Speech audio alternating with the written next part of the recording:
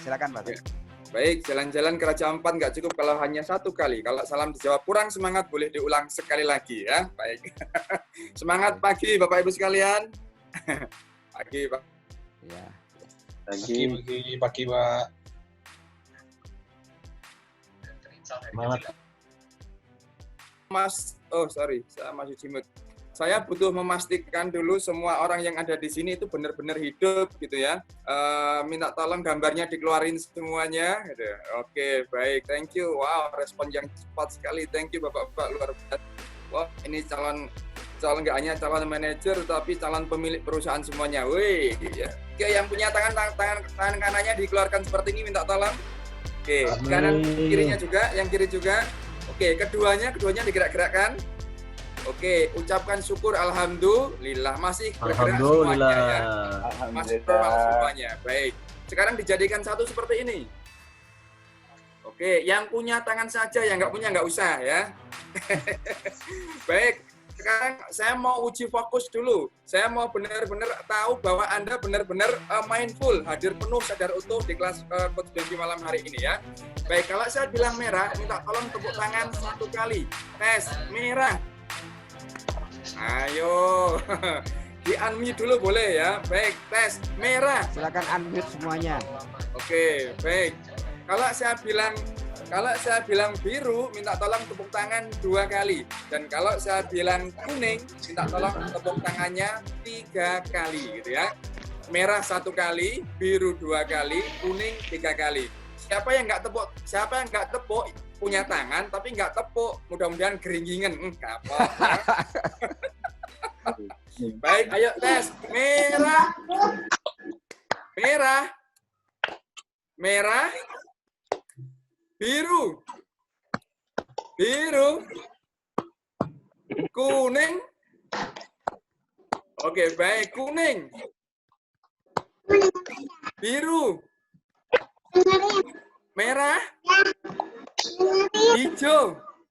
Hijau nggak ono Pak Arianto, hijau tepuk tangan aja. Hijau nggak ada. Tes lagi. Yuk, fokus. Kuning. Merah. Biru. Putih. Ini mirip. Pak Jason gosok-gosok tangannya ya. Baik, tepuk tangan dan untuk Anda semuanya. Tepuk tangan dulu.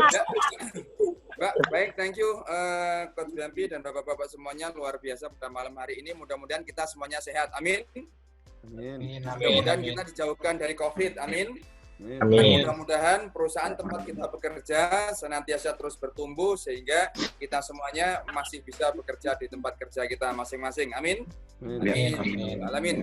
Nah, Bapak-Ibu sekalian, saya punya waktu 15 menit. Izinkan saya untuk sharing sedikit saja. Saya mohon izin untuk share screen Coach Bampi. Yes. Ya, silakan. Masih materinya Coach Bampi kayaknya ini. Oh. Wait.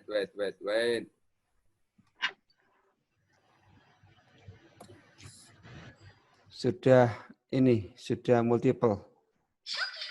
Oke, baik. Set, sabar.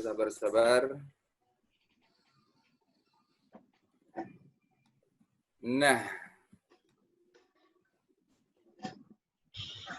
Oh, sorry. Oke, baik Bapak Ibu, perkenalkan nama saya Sahid Sumitra ya. Ini foto saya waktu masih muda ya. Minta tolong yang ikhlas. Oke, nama saya Sahid Sumitra, saya biasa dipanggil Sahid, Bapak Ibu sekalian.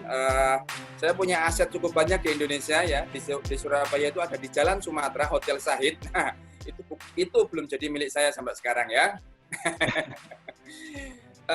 Saya seorang trainer Bapak Ibu, seorang coach juga, main terapis juga. Hampir semua ilmu terapi di Indonesia pernah saya pelajari, alhamdulillah. Termasuk yang license dari Inggris juga pernah saya ambil lisensinya gitu. Kemudian Saya sampai sekarang juga masih menjadi tim coach di BPM Manajemen Jakarta. Kemudian pernah jadi HR Manager juga di sebuah perusahaan gitu ya. Itu mungkin lebih dari 10 tahun waktu itu.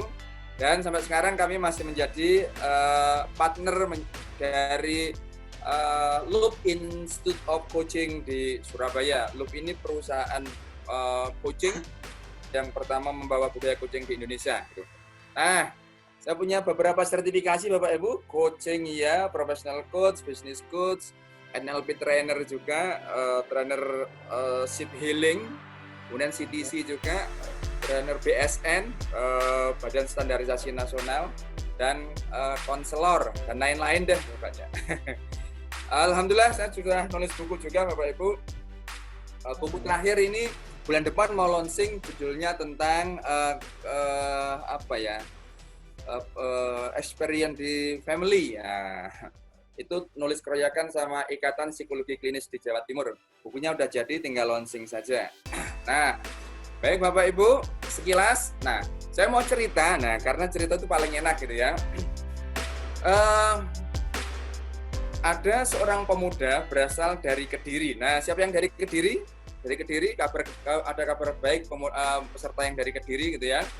Nah, pemuda dari Kediri lulus SMA, kemudian pergi ke Jakarta. Hanya berbekal lulus SMA, Bapak-Ibu sekalian, kemudian bingung dia di sana karena nggak punya siapa-siapa. Akhirnya tidur di mes, alias masjid, gitu ya. Setiap hari tidurnya di mes.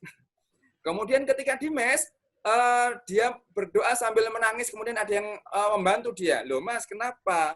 Saya butuh tempat tinggal, saya butuh hidup di sini. Ya udah, ikut ke rumah saya. Akhirnya si pemuda ini, Bapak-Ibu sekalian, ikut ke rumahnya, dan keesokan harinya si pemuda ini kemudian diajak ke pasar Tanah Abang. Kemudian dikasih bekal Rp150 untuk berbelanja atau kulakan di pasar Tanah Abang. Hari itu juga si pemuda langsung kulakan, kemudian dasar buka lapak di Tanah Abang. Alhamdulillah, hari pertama dagangannya habis ludes, alias di bawah Satpol PP ya. Nah, kemudian Bapak Ibu, si pemuda ini karena barang dagangannya habis, dia merenung, oh kayaknya saya udah nggak cocok ya seperti ini. Dia lihat orang yang lalu lalang sambil pegang map, memasukkan lamaran pekerjaan dari satu perusahaan ke perusahaan yang lain. Dan tahukah Anda, satu hari itu dia memberikan lamaran pekerjaannya di 5 perusahaan. Jalan kaki di Jakarta, setiap perusahaan dimasukin, dan 50 perusahaan sudah diberikan lamaran pekerjaannya. Akhirnya dari 50 perusahaan itu ada satu perusahaan yang memanggil dia, yaitu Mbak Siti alias Citibank. Citibank itu kan bank milik Mbak Siti gitu ya, namanya Citibank. Nah, pemuda ini akhirnya diterima di Citibank. Nah, pertanyaan saya Bapak Ibu sekalian, lulus SMA, hanya berbekal ijazah SMA, melamar di sebuah perusahaan multinasional Citibank. Kira-kira menurut Anda, pemuda ini diterima sebagai apa dan di posisi apa? Yuk, silakan bisa tulis di kolom chat-nya masing-masing. Asik.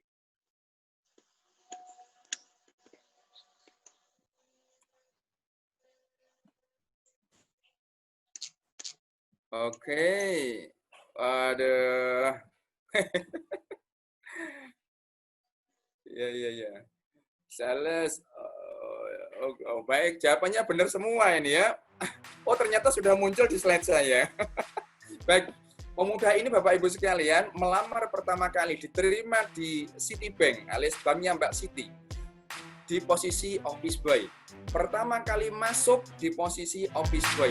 Kemudian 19 tahun kemudian mengajukan resign. Pertanyaan saya, setelah 19 tahun berkarir di Citibank dan mengajukan resign, jabatan terakhir kira-kira sebagai apa? Yuk, ya dong. Kira-kira orangnya seperti Coach BMP deh, ya.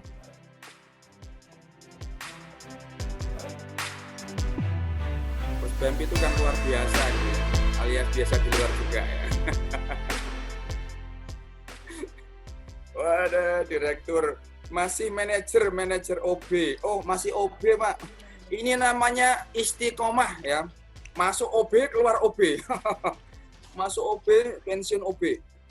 Nah, Bapak Ibu sekalian, baik, thank you. Terima kasih atas respon positifnya, Bapak Ibu sekalian. Orang ini, pemuda ini masuk sebagai office boy. Kemudian 19 tahun mengajukan resign dan jabatan terakhirnya adalah Vice President di Citibank. Orang ini namanya Hotman Zainal Arifin. Mungkin Anda pernah dengar semuanya ya. Saya pernah ketemu beliau, saya pernah berguru kepada beliau juga. Ini adalah orang pertama Indonesia yang menduduki jabatan tertinggi di perusahaan multinasional Citibank. Waktu itu pertanyaannya, kok bisa orang masuk office boy, kemudian ketika pensiun jabatannya menjadi vice president, kok bisa? Kira-kira apa ya teman-teman sekalian, Bapak Ibu sekalian? Ada yang mengatakan waktu itu, Pak, ya iyalah Pak, namanya juga Citibank. Pertanyaan saya, Citibank itu kan seluruh dunia Bapak Ibu. Dan office boy-nya juga ribuan. Tapi kenapa dia yang kepilih menjadi vice president? Ternyata dia pernah diteliti oleh salah satu dokter yang waktu itu dijadikan sebuah disertasi gitu ya. Ternyata masuk office boy, kemudian pensiun itu sebagai vice president. Yang dia lakukan adalah ini dia. Karena dia punya kompetensi. Punya apa Bapak Ibu sekalian? Ya. Coba diucapkan sekali lagi. Thank you. Kompetensi.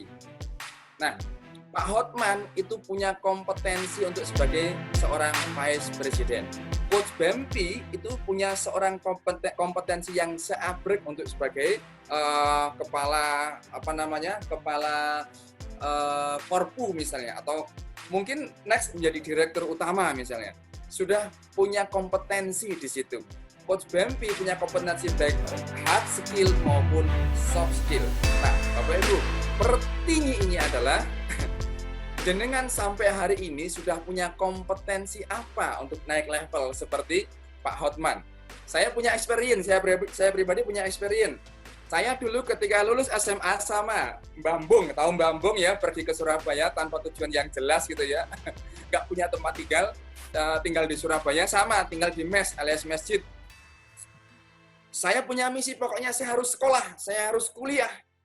Ternyata saya kuliah sambil bekerja, ke orang tua saya nggak tahu, bahkan ketika saya S1 maupun S2, orang tua saya mau saya ajak gitu aja. Nah, ternyata luar biasa, sambil nangis orang tua saya berdoa, ya Tuhan, anakku tak dongak nele jadi direktur. Ya ternyata sekarang jadi direktur di perusahaannya sendiri. Nah, alhamdulillah masuk, saya pernah jadi seorang security, terus bertumbuh menjadi seorang supervisor, bertumbuh jadi seorang personalia, dan bertumbuh jadi manajer waktu itu. Kemudian saya juga meresignkan diri, ketemu seorang coach dari Malaysia, pernah diajak ke Jakarta, gabung di salah satu perusahaan terkenal juga, dan saya di sana di coaching khusus oleh coach dari Malaysia. Mungkin banyak yang kenal juga di sini ya. Nah, jadi Bapak Ibu, Anda malam hari ini mesti banyak bersyukur karena Coach Bampi sudah menyiapkan wadah untuk belajar. Belajar ilmu kompetensi itu nggak murah Bapak Ibu, tapi Anda tahu sendiri di EJI ini mungkin bisa dikatakan banyak gratisnya, kalaupun bayar ya hanya ganti biaya tertentu lah ya. Saya pernah tahu sendiri biaya black belt itu berapa gitu ya, makanya saya nggak ikut. Saya belum ikut coach karena mahal gitu ya, karena mehong. Pernah ambil salah satu kompetensi yang terapi dari Inggris itu aja waktu itu harus kocak lumayan puluhan juta gitu ya, lumayan. Nah, ilmu kompetensi itu mahal Bapak Ibu, dan ini salah satu kecakapan yang harus jenengan memiliki jika jenengan Anda semuanya ingin bertumbuh. Anda semuanya harus bertumbuh. Seperti apa sih? Nah, kompetensi itu adalah keyakinan atau nilai-nilai, keterampilan, karakteristik pribadi, motivasi, isu emosi, kemampuan intelektual, dan budaya organisasi. Ini menurut Spencer gitu ya. Nah, Pak Hotman itu belajar banyak ilmu kompetensi tentang hard skill, microfinance, akuntansi, pokoknya ilmu kompetensi yang mengarah kepada posisinya sebagai seorang vice president. Karena bidangnya bidang di perbankan. Kemudian soft skill-nya Pak Hotman juga mengasah di kemampuan negosiasi, komunikasi, dan sebagainya. Maka Bapak Ibu, ilmu kompetensi itu wajib dan harus terus dipelajari. Wajib dan harus terus ditingkatkan. kompetensi soft skill itu seperti apa sih? Kebetulan saya juga lagi ngawal salah satu kompetensi soft skill di BUMN, Bapak Ibu. Contohnya ini ya.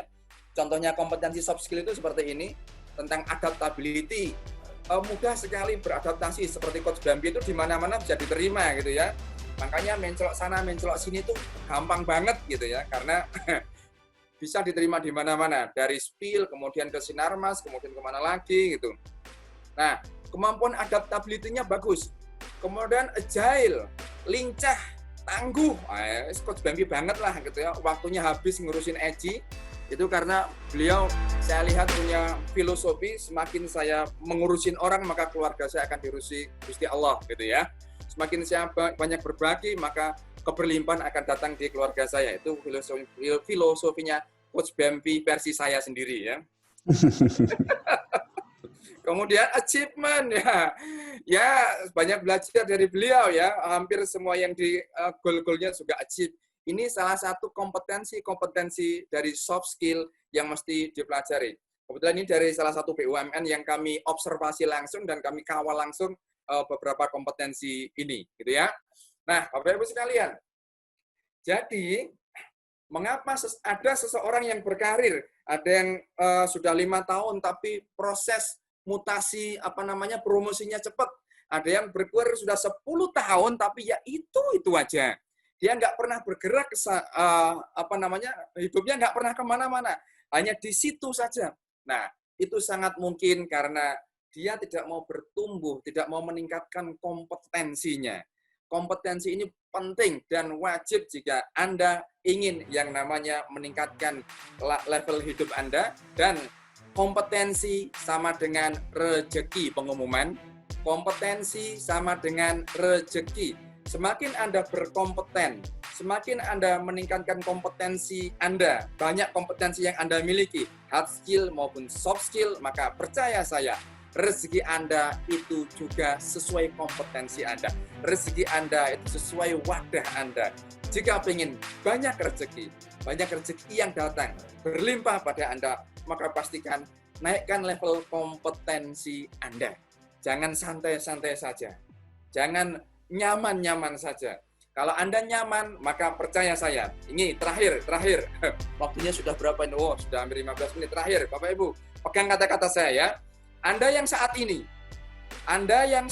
akan sama persis dengan Anda 1 tahun mendatang di tahun 2021.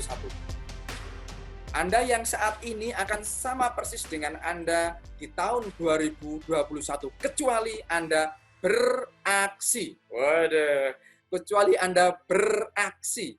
Aksi A yang pertama adalah attitude. Maka jika Anda hari ini, tahun ini posisi masih supervisor, kemudian target tahun 2021 mau naik level asisten manager dan sebagainya, maka pastikan Anda beraksi. A yang pertama adalah attitude. Attitude seorang manajer itu seperti apa ya? Karakter seorang manajer itu seperti apa ya? Kompetensi seorang manajer itu seperti apa ya? Oh, ternyata seperti itu. Bahkan sesekali mainlah ke ruangan manajer Anda, kemudian ngobrol bersamanya, dan sesekali minta izin, Pak Bos, bolehkah saya duduk di kursi Anda? Ternyata enak ya menduduki kursi manajer ya. Nah, maka kalau seperti itu biasanya akan ada akan ada stimulasi dari dalam diri Anda sendiri bahwa yes, saya harus terus meningkatkan kompetensi saya jika saya ingin berada di level ini. A, attitude. Yang kedua, K-nya adalah knowledge. Maka pastikan di EJI ini hampir setiap malam Coach Bambi sudah nyiapin wadah belajar. Ikut terus belajar. Saya hampir setiap hari juga ikut webinar. Kadang ngisi, kadang juga ikut. Hampir setiap hari ada 4 webinar. 1 ngisi, kadang 2 ngisi, 2 belajar.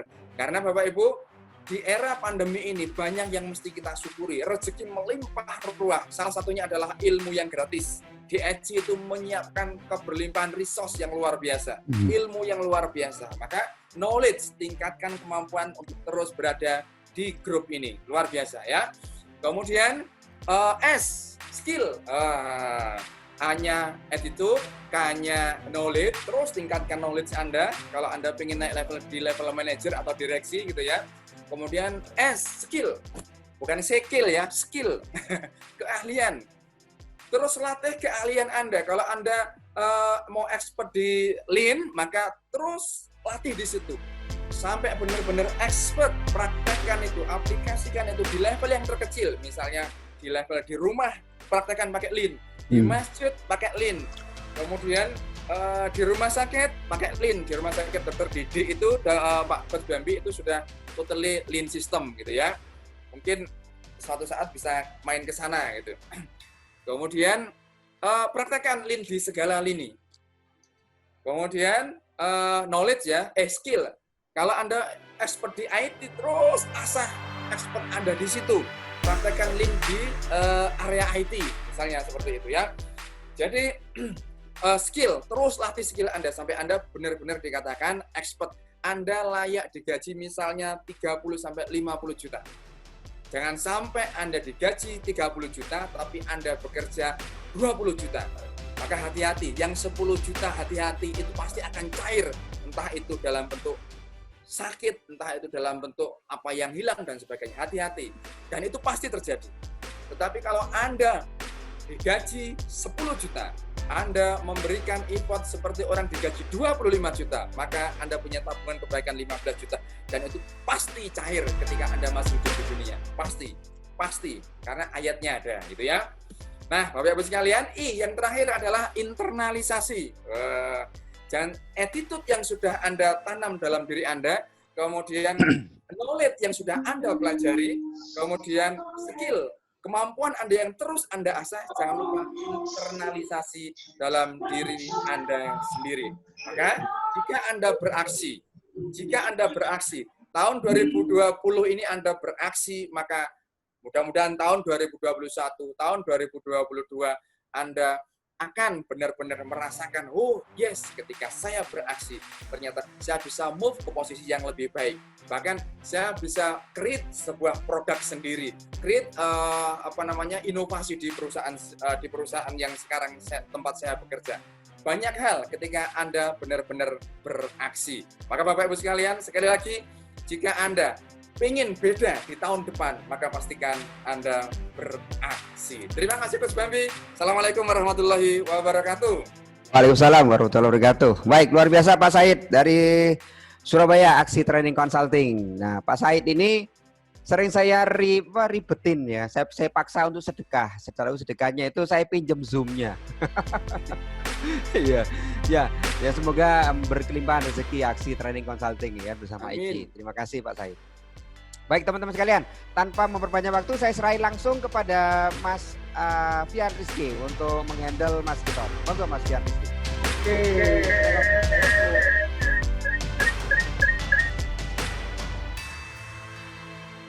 Oke, assalamualaikum semuanya keluarga Eci. Waalaikumsalam. Ini ketiga kalinya kita diminta untuk berbagi ke keluarga Eci lagi. Kali ini materinya akan langsung dibawakan oleh Mas Gitong, gitu ya. Perkenalkan sebelumnya, ini ketiga kalinya kami akan sharing lagi dari kami Talentatika, gitu ya. Talentatika itu keluarnya kami, ya. Oke, langsung aja. Ini udah 8.40, gitu ya. Jadi waktu Coach Bambi istirahat nanti terganggu. Kita langsung aja. Silakan Mas Gitong. Terima kasih Mas Fian.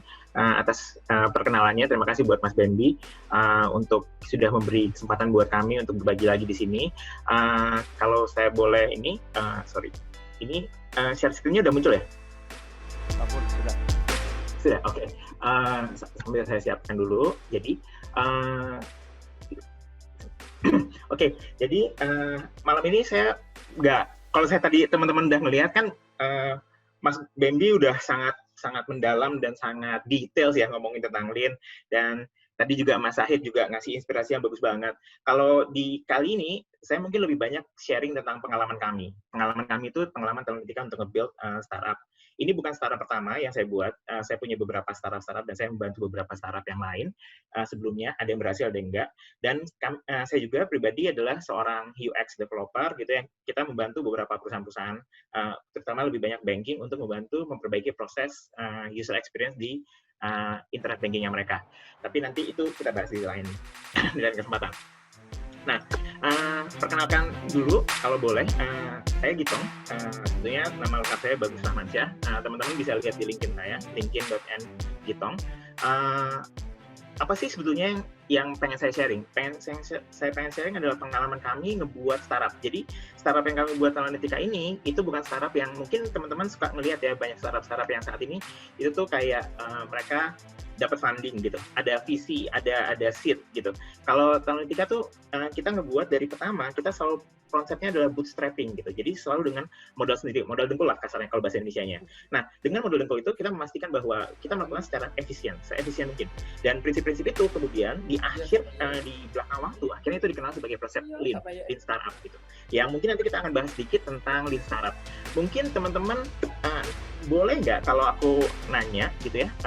Sebentar, aku share-nya udah benar belum ini? Share-nya sini. Oke.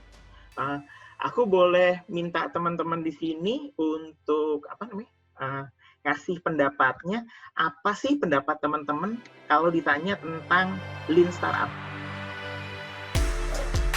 Boleh di situ. Nih, silakan scan aja. Terus habis itu tinggal diisi. Menurut teman-teman di sini, sebetulnya apa sih yang kebayang tentang Lean Startup? Kalau boleh diklik. Jadi nanti kita bisa lihat apa aja masukannya. Ada polling.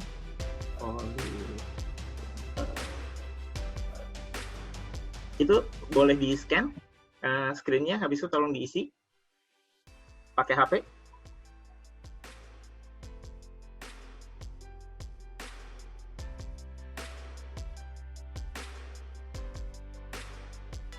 Ada yang terlihat? Ya, berarti masuk ke Slido dulu ya Mas ya? Iya, tinggal di-scan aja, nanti habis itu tinggal diisi, type in aja, apa aja pendapat atau apa yang terlintas di pikiran teman-teman tentang Lean Startup atau prototype gitu. Aku pengen nangkep bayangannya sebetulnya kita punya gambaran seperti apa sih kalau teman-teman dengar tentang ini.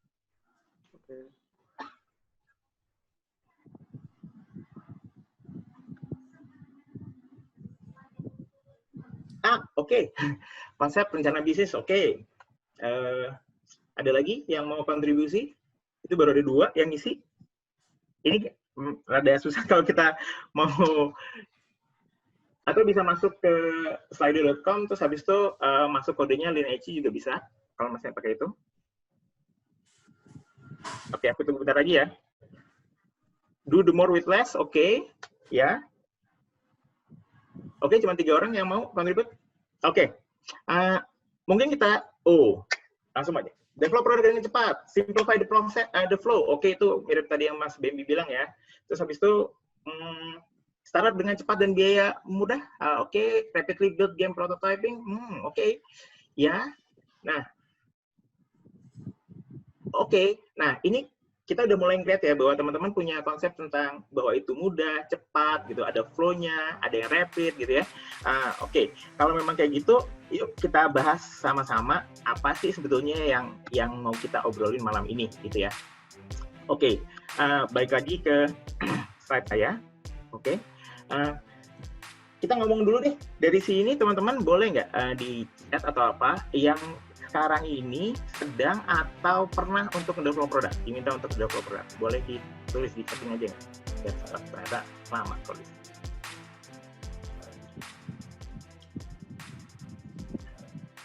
Ada yang pernah pengalaman? Oh belum. Ada yang mungkin produk baru atau turunan gitu? Oke. Belum ada ya? Oh pada belum ada semua? Oh oke. Ada yang udah pernah sama sekali? Belum pernah? Mau buat HR consulting? Masih belajar? Oke, baik. Jadi, pernah sih produk makanan. Oke, kita keep yang makanan dulu ya. Atau ada yang lain nanti? Belum pernah. Oke, sudah ada Mas Bambang Eko Cahyono. Oh, Mas Bambi nih berarti. Oke, pernah jasa. Sip. Nah, sebenarnya kalau kita ngelihat bahwa kebutuhan dengan kondisi yang sekarang, apalagi dengan COVID saat ini, kita menghadapi suatu kita, itu umat manusia sih sebetulnya, itu menghadapi satu masa di mana belum pernah dialami oleh sebelumnya. Masa di mana seluruh dunia itu lockdown pada saat bersamaan. Gitu. Itu berbeda dengan yang sebelum-sebelumnya. mungkin sama sih, tapi mungkin nggak tercatat sejarah kali ya. Tapi ini mungkin ini pengalaman yang baru yang saya alami. Setelah 39 tahun, ini pengalaman pertama kali saya mengalami bahwa dunia lockdown pada saat yang bersamaan, dan itu merubah bagaimana kita hidup gitu. Dan teman-teman sendiri, nggak perlu saya bahas lebih jauh, teman-teman sendiri merasakannya. Dan itu terjadi di industri akan seperti apa. Yang pasti secara ekonomi akan berpengaruh. Pertanyaannya adalah bagaimana kita survive di sini. Itu kan sebenarnya pertanyaan semua company. Yang kayak tadi beberapa Mas Sahid ngomongin juga, semoga kita masih tetap bisa bekerja di perusahaan ini gitu. Nah, dimanapun teman-teman berada, ataupun mungkin teman-teman yang mau mulai usaha gitu. Nah, dengan kondisi saat ini, terus bagaimana sih kita menghadapi sesuatu yang belum pernah ada sebelumnya gitu. Belum pernah ada nih pengalaman di mana orang-orang tuh harus menjaga jarak. Belum pernah ada pengalaman di mana orang-orang tuh berhati-hati sekali gitu. Ini bukan cuma krisis, tapi ini bagaimana secara sosial manusia itu berinteraksi dengan cara yang berbeda gitu. Nah, dan apakah layanan baru seperti apa nih yang bisa jalan di sini? Ada bisnis-bisnis baru apa yang bisa jalan? Dan kita yakin banget bahwa conventional way of thinking, bagaimana cara berpikir konservatif, bagaimana melihat, dan bahkan bagaimana cara develop produk dengan masa sebelum pandemi, masa sebelum COVID, itu perlu dilihat ulang prosesnya. Kayak Mas Bambi bilang tadi, kita perlu melihat lagi, proses flow-nya itu mungkin mesti di-mapping lagi. Apa nih yang efektif sekarang gitu. Karena value-value, hal-hal yang dipercaya, itu sangat berbeda saat ini dibanding mungkin 6 bulan atau 1 tahun yang lalu gitu. Nah, gimana sih caranya? Nah, ini yang mau dibahas hari ini. Dan saya pengen share berbagi tentang pengalaman kami membuat ini, semoga bisa bermanfaat. Nah, kita bahas dulu deh cara yang konvensional. Apa sih cara konvensional yang ini mungkin terlalu simplified, tapi saya mau ngasih gambaran aja buat teman-teman yang dulu. Ini salah satu kopi yang sangat kuat. Fail to plan is planning to fail. Jadi kalau dari awal rencananya salah, itu kemungkinan ya itu gagal gitu. Jadi kalau gagal merencanakan, itu adalah merencanakan kegagalan. Itu salah satu quotes yang sering terkenal. Dan itu akhirnya banyak konsep project management itu datang dengan waterfall. Jadi pertama kali dirancang semuanya gitu, dipastikan semua skenario-skenario, terus habis dari situ kemudian diplot resource-nya apa, dibikin timeline-nya, habis dibikin timeline dijalanin satu-satu, kemudian habis itu berharap bahwa itu selesai nanti bisa di-launch gitu. Nah, untuk bisa membuat hal ini, itu ada satu hal yang penting banget yang mesti kayak secara pasti itu harus dikuasai oleh si project manager gitu. Si project manager tuh diharapkan untuk mampu melakukan membuat asumsi-asumsi apa sih yang perlu dimiliki oleh seseorang untuk membuat perencanaan yang baik. Salah satu yang perencanaan yang paling baik adalah mereka perlu punya asumsi-asumsi yang kuat gitu. Apa yang akan terjadi, masalah apa yang akan dihadapi, dan termasuk salah satu asumsinya adalah yang dibutuhkan dari proyek itu. Contoh misalnya dalam produk kita bilang bahwa makanan. Tadi Mas Dendi pernah ngomong bahwa satu produk itu berhasil apa enggak, itu sebetulnya bukan diputuskan oleh project manager, tapi oleh klien, oleh customer. Kalau customer suka, berarti itu oke. Kalau baksonya banyak lemak, dibilang itu enak bagi kamu yang bikin, itu belum tentu enak buat customer kamu. Jadi kamu harus ngecek customer-nya, apakah customer-nya itu suka apa enggak. Nah, asumsi bahwa enak pun itu termasuk asumsi. Jadi banyak sekali yang jadi hal yang harus dipertimbangkan pada saat membuat produk. Nah, asumsi-asumsi itu banyak. Mulai dari tadi rasanya seperti apa kalau makanan. Kalau misalnya dari aplikasi, apakah fungsi-fungsinya itu benar-benar fungsi yang dibutuhkan oleh customer gitu. Nah, apakah ternyata layanannya, apakah layanan seperti itu yang diharapkan? Apakah layanannya atau cara dia mendaftar, cara pembayaran, metode bisnis, itu tuh semua hal adalah hal-hal asumsi. Kenapa hal asumsi? Karena sebelumnya belum ada. Ini berbeda. Kenapa saya bilang ini startup itu berbeda? Karena ini nggak seperti kalau kita membuat bisnis. Contohnya yang paling gampang kalau kita nyebut bisnis, mungkin apa bedanya bisnis sama startup? Kemungkinan besar startup itu belum ada bentuknya, belum ada wujudnya. Itu akan berbeda kalau misalnya saya mau bikin bakso. Yang gampang adalah warung bakso ada di banyak tempat. Kita bisa melihat warung bakso, terus kita tinggal contek warung bakso seperti apa sih yang efektif gitu. Itu akan berbeda kalau misalnya kita pertama kali melihat Gojek. Gojek mungkin bisa menyontek dari Uber gitu ya. Uber yang di Amerika bahwa kalau kita bisa ngundang orang-orang yang punya mobil nganggur terus untuk narik penumpang gitu. Menyontek seperti itu tuh seperti ini, dan itu yang dipakai oleh Grab dalam bentuk Grab Taxi atau Grab Car. Tapi Gojek melakukan dengan cara yang berbeda, dan dia memasukkan asumsi-asumsi baru bahwa di Indonesia itu yang punya mobil itu sedikit. Nah, asumsinya dia akan bilang bahwa lebih banyak yang punya motor. Kenapa nggak dipakai itu sebagai yang digunakan konsep Uber ke dalam kondisi Indonesia yang lebih cocok, yang lebih banyak menggunakan motor. Dan itu mereka lakukan tahun 2000, kalau saya nggak salah 2010 ya, mereka tuh mulai bukan dengan menggunakan aplikasi, tapi menggunakan call center gitu. Jadi hal-hal itu yang mereka uji dulu sebelum akhirnya mereka melakukan investment lebih besar, mendapatkan funding dan venture capital untuk mereka mengembangkan aplikasi yang kita pakai sekarang dan berkembang setelah berkembang sangat jauh 5 tahun ke depan gitu. Nah, dengan asumsi itu kemudian akan muncul hal baru. Hal baru apa? Karena namanya juga asumsi. Asumsi itu kan belum tentu benar ya, benar nggak? Asumsi itu kan jauh yang sejago-jagonya orang. Itu asumsi adalah hal yang dia bayangkan, yang dia duga, yang belum tentu orang lain sama gitu. Nah, kalau gitu gimana dong kalau itu nggak bagus, kalau itu nggak berhasil? Apakah itu salahnya dari product manager atau salahnya dari si project manager? Nah, sangat nggak fair dong kalau hal itu terjadi, karena kan kita nggak punya bola ajaib, kita nggak punya bola kristal untuk memastikan apa yang dibutuhkan orang. Nah, tapi kalau kita nggak punya apa-apa, terus gimana dong caranya pastiin bahwa kita bisa bergerak gitu? Hal-hal ini yang kemudian menjadi masalah dalam perencanaan. Ini saya pengalaman juga, saya sering juga dapat project gitu, atau diminta untuk nge-develop produk, dia bilang, oke, bantuin kita untuk develop produk gitu ya, terus habis itu minta dong timeline-nya sama minta dong budgetnya. Terus kita bilang, tunggu dulu, spesifikasinya udah jelas belum? Sebagai project gitu, kalau saya ngerjain project, saya akan minta spesifikasinya harus jelas. A, B, C, D, E, F, G gitu. Speknya apa aja, kebutuhannya seperti apa, requirement kayak gimana gitu. Kenapa? Karena kalau Anda meminta saya untuk mendevelop produk, saya harus memastikan resource-nya seperti apa yang kami perlu sediakan. Berapa banyak itu dikerjain.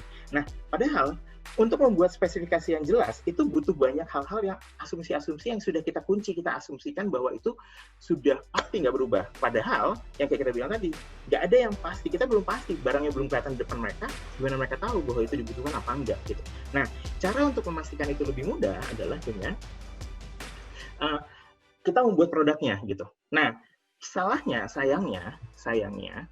banyak orang-orang kemudian memaksa gitu untuk bilang bahwa oke, kita nggak mau lebih lama, jadi akhirnya mereka memput semua resource mereka gitu ya untuk membuat si produknya itu jadi bagus di hari pertama kali mereka ngebuat gitu. Dan itu menurutku salah satu hal yang berisiko. Kenapa? Karena kan kayak tadi untuk membuat satu produk yang efektif gitu.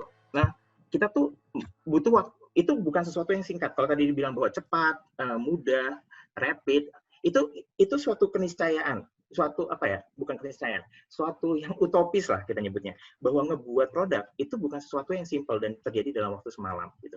Dan kalau kita bilang bahwa rapid itu artinya kita bisa membuat produk dalam 3 bulan, enggak kayak gitu. Produk akan tetap butuh waktu untuk ngebuat gitu. Pertanyaannya adalah, apakah kalian akan menghabiskan waktu sepanjang ini untuk membuat dan kita akan cobakan itu ke customer, atau kita akan melakukan proses yang berkali-kali dan ketemu sama customer berkali-kali untuk melakukan proses ini gitu. Nah, konsep ini yang sebetulnya di Lean Startup itu yang mau dilakukan gitu.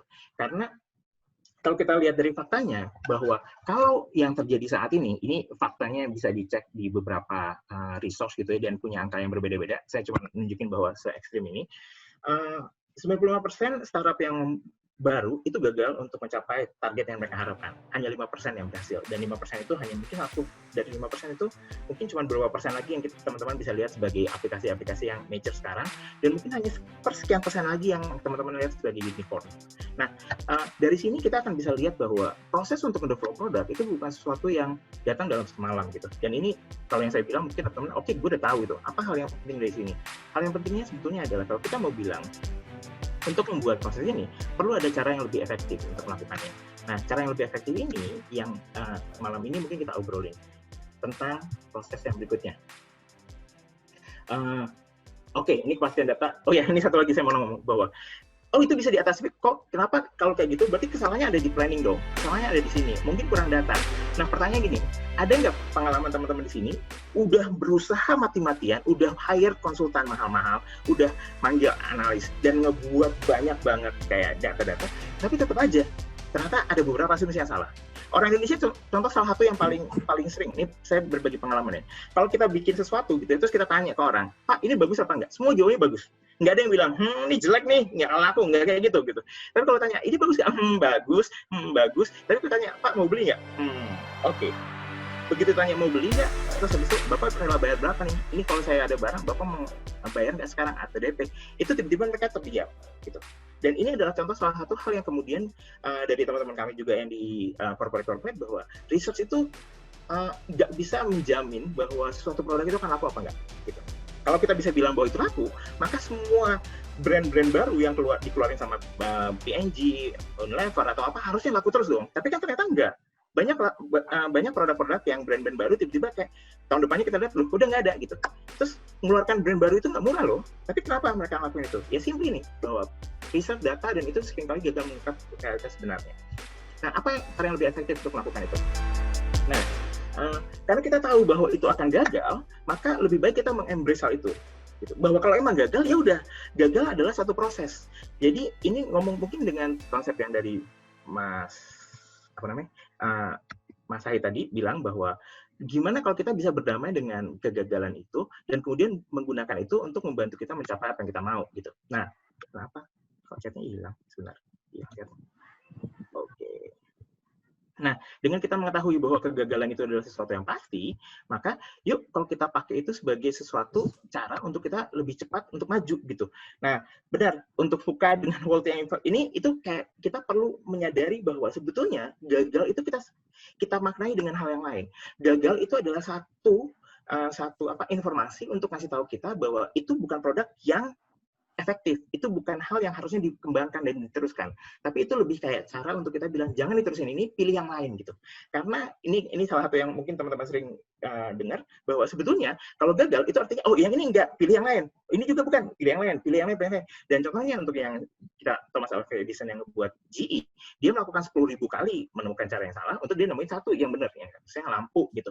Nah, ini yang mau kita bilang dalam di startup itu prosesnya kayak gitu. Jadi sebetulnya memotong waktu, bukan memotong ya, lebih kayak mengembangkan produk gitu ya. Siklus pengembangan produknya dipotong tuh maksudnya gini, siklusnya dipotong karena tadinya dipanjang itu dipotong kecil-kecil supaya dengan itu kita bisa memastikan bagian-bagian itu sampai mana aja dia bisa. Coba bayangin kalau misalnya teman-teman gini ya, kita main ini deh, punya 1 tahun bikin produk gitu ya, kita rencana itu akan diluncurin Juli tahun 2021 gitu. Produknya dibikin terus kerja keras sampai Juli 2021 terus kita demoin, terus klien nggak suka. Itu udah setahun loh ngerjain. Kira-kira kalau kita ngembangin butuh berapa tahun lagi? Mungkin kira-kira butuh setengah tahun lagi untuk ngebenerin. Iya nggak? Sampai itu. Kalau misalnya salah masih butuh setengah tahun lagi dikembangin. Coba kalau misalnya kita balik. Gimana kalau kita bilang gini aja nih, barangnya nggak perlu bagus-bagus amat gitu ya. Barangnya nggak perlu bagus-bagus amat, tapi gue pengen dalam waktu 3 bulan itu bisa keluar. Supaya nanti 3 bulan, gue yakin banget produk yang dikembangin 1 tahun sama produk yang dikembangin 3 bulan itu tuh pasti kualitasnya jauh berbeda gitu. 3 bulan itu pasti banyak yang kurang, fiturnya pasti terbatas banget gitu. Tapi dari 3 bulan kita bisa tahu apa aja yang diharapkan dari klien, apa yang tidak diharapkan dari klien. Itu yang kita bilang bahwa dengan kayak gitu kita ngebayar 1-2 kesalahan yang dari 10.000 kesalahan yang seperti tadi Thomas Alva Edison lakukan gitu. Nah, metode ini sebetulnya yang mampu tadi memotong siklus-siklus itu gitu. Memotongnya bukan panjang, tapi kita potong. Nah, seberapa pendek sih yang harus dilakukan itu tergantung, itu masing-masing. Nanti saya akan bahas tentang metodenya akan lebih detail gitu. Nah, ini kayak kita apa namanya? Saya ngomongnya jadi kayak kereta api gini, cepet banget ya, karena waktunya terbatas. Kalau ada yang kecepatan, tolong angkat tangan ya. Gitu. Kalau ada yang nggak ngerti, nanti kita diskusi di bagian belakang. Oke, next. Terus kalau misalnya kayak gini, dengan kayak gini apa sih prinsip dasarnya? Kita akan punya 3 hal yang harus kita lakukan. Itu adalah dari pertama, gimana caranya adalah kita nge-build. Build tuh macam-macam, bisa build produk, bisa build. Even kalau misalnya saya ditanya pengalaman apa sih yang pernah saya lakukan untuk nge-build itu, bahkan dengan sekedar pitch aja, one-liner pitch gitu. Jadi waktu pertama kali Analytica dibuat, kita bilang bahwa kita mau bikin aplikasi untuk supaya orang-orang bisa punya tempat di mana mereka bisa assessment sekaligus. Marketplace assessment lah kita nyebutnya. Jadi kalau misalnya Tokopedia itu marketplace untuk produk, kita bikin marketplace assessment. Mungkin nggak hal itu terjadi gitu. Itu one-liners, kita pakainya cuma one-liners saja. Cara itu terus habis itu saya datang ke teman-teman HRD, nanya. Bagi mereka bilang, oh, ada yang bilang bagus, ada yang bilang enggak, ada yang bagus, ada yang enggak. Saya tinggal ngecek gitu. Saya bikin matriks. Saya pengen kalau saya nanya ke 10 orang assessment, kalau nanya ke 10 orang HRD, saya pengen mastiin ada 3 atau 4 orang yang tertarik dengan ide itu dan dia bersedia menanya lebih jauh. Nggak macam-macam, cuma nanya lebih jauh. Assessment marketplace itu apa sih? Isinya apa aja? Saya cuma butuh 3 atau 4 orang gitu. Saya bilang oke, saya pengen dapat 4 orang, 3 juga oke. Nah, setelah saya cobain ternyata ada orang-orang dan bahkan banyak mereka selalu nanya marketplace itu apaan, itu kayak training platform gitu, kayak apa gitu. Nah itu yang membuat kemudian dari satu kalimat itu kemudian itu yang berlanjut sekarang, sehingga mungkin teman-teman bisa lihat startup yang kamu punya sekarang. Itu contohnya kira-kira kayak gitu. Nanti habis itu kemudian diukur gitu, dites, diukur. Kalau saya tadi caranya adalah dengan nanya ke orang-orang gitu, nanya. Dari situ kita belajar. Dari orang yang 10 kita tanya, nanti mereka kan ada yang bilang suka, ada yang bilang enggak. Dari binary jawaban itu kita bisa tahu apakah itu tertarik apa enggak. Tapi di hal yang lain kita bisa nanya. Kalau misalnya mereka enggak tertarik, kita bisa tanya lanjutan. Kenapa? Apa yang membuat Anda tidak tertarik? Apa yang membuat ini? Dan itu bisa jadi pembelajaran. Karena poinnya adalah dari proses ini sebetulnya bukan tentang produk akhirnya gitu, tapi sebetulnya yang paling penting dari semua hal itu adalah learning-nya. Learning itu yang paling mahal gitu. Kenapa? Karena kalau ini juga mungkin teman-teman pernah dengar kalau dalam HRD itu ya, tentang learning organization, tentang knowledge management system, tentang bagaimana knowledge dalam satu organisasi itu bisa di-retain dan terus dikembangkan. Sebetulnya itu yang terjadi.